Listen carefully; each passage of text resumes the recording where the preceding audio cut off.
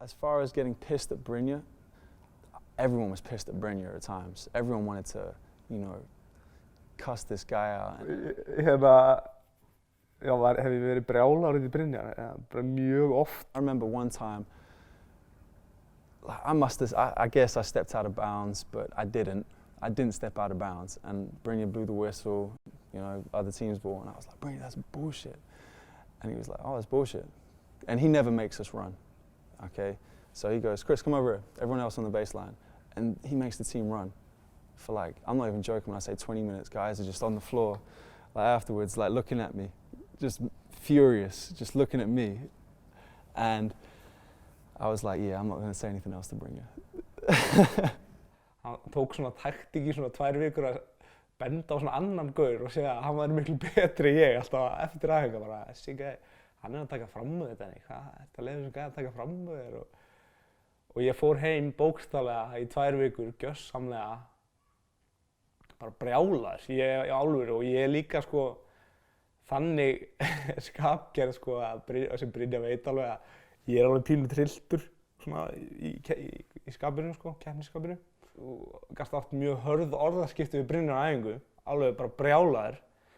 En svo þegar æfingin búin, þá spurningin sko hvernig hagar þér eftir æfinguna. Ég hef örugglega oftar verið brjálaður út í Brynjar heldur en nokkurn annan sko. Bara svona án gríns. En mér þykir samt örugglega meira vænt um hann heldur en nokkurn annan líka sko, þannig að já, ég hef oft verið mjög reiður út í Brynjar. Ég þekki þessa tilfinningu mjög vel að vera brjálaður út í Brynjar. Síðasta árið okkar í FSU var mjög erfitt, mjög intens og ég var alveg komin í svona tímapunkt þarna í loka ársins bara þessi gæi fáiði. Og við töluðum eiginlega ekkert saman bara í heilt ár eftir að ég fór úr FSU sko. Og málið er bara að það er stöðupressa og maður brotnar að það verður of mikið og allt dót og einn punktur sem maður á í huga er að hann hefur alltaf miklu meiri trú á þér heldur en að þú hefur á sjálfum þér sko. Hann var að búast við meira af mér heldur en ég var að búast við af sjálfum mér. Og það er mikilvægara fyrir hann heldur en að okkar vinskapur sé góður. Það er mikilvægara að þú náir sem mestu út úr sjálfum þér heldur en að mér líki vel við hann. Þegar ég fer úr FSU þá fer ég bara og ég hætti að tala við hann. Ég tala ekki við hann sko. Ég man ekki hvort það voru 3 að 4 ár eða eitthvað. Svo var ég eitthvað svona, kannski hringdi hann. Þá bara eins og ég hafði heyrt í honum í gær, skiljum mig. Þá var þetta ekkert vesen. Hann leit ekkert á þetta sem neitt vesen. Það var aldrei neitt vesen. Bara ég var í einhverju fílu. Ég held að svarið sé mjög einfalt. Af hverju flestir leikmenn sem hafa verið hjá Brynjari hafi átt tímabil sem eru gríðarlega ósáttir við hann.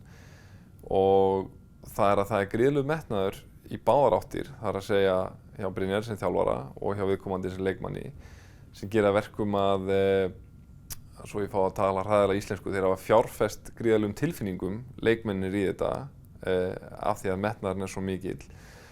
Og fyrir vikið held ég að Brynjar sé stöðugt að reyna að hækka viðmiðin, setja meiri og meiri markmið, meiri og meiri pressu, meiri og meiri kröfu. Það kemur bara að því að menn fá ógeð. En það sem menn föttuðu kannski ekki alveg þá er að á tímapunkti sem þeir fengu ógeð þá eru bara að taka frá gríðarlegum bætingum. Ég get ekki ímyndað mér þessi menn sem eru á fremsta leveli í heiminum, hvað þeir eiga mikið af svona tímabilum. Þetta er bara, það er rosalega gaman að horfa á þetta í sjónvarpinu og bara vá, ég verð til að fæðast með þessa hæfileika, en kannski ekki jafn gaman að horfa á alla, fara í gegnum alla vinnuna sem býr að baki. Og ég held að það sé ekkert endilega mjög ólíkt því sem á sér stað í þessu ferli með Brynjari sem þjálfara.